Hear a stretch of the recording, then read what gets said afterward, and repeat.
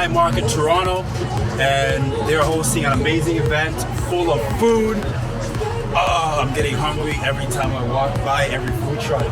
This is the North Corner, and the North Corner actually has, hey, how's it going? Good, man. Awesome, nice to meet you, I'm back. Alright, nice to meet you, man. I'm Patrick. Patrick? Yeah, he's the owner, you know?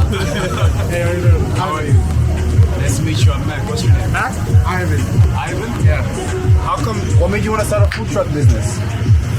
So I was actually working on a food truck for the past couple years on a different truck called Gourmet Guys. Oh, really? Yeah. So we're still close. You know, we still hang out a lot. We still work together. Well, you got a different direction. Right. So then I started building my own last year and we opened up this year. Congratulations, man. Thanks. What would you say is the biggest challenge you've had to face from the transition of last year to this year? I mean, it's a learning experience, the whole thing. Just, you know, learning like demographics and like where to sell, where to put, you know, creating a menu that fits everyone, that everyone can enjoy. Speaking of menu, Yeah.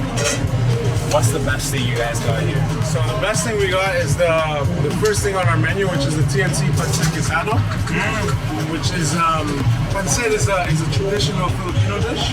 And we made it a little food trucky and put some fried chicken on top. You guys have balot? No balot here.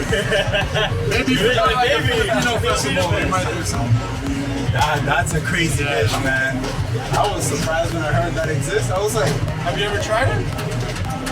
my friend's grandmother made me try it, and I didn't know what it was at first. It was an interesting surprise. I'm so happy I got to connect with you guys. I know you're busy. Thank you so much for giving us your time. I'm gonna talk to a couple of the other vendors here in the area as well. Thank you guys.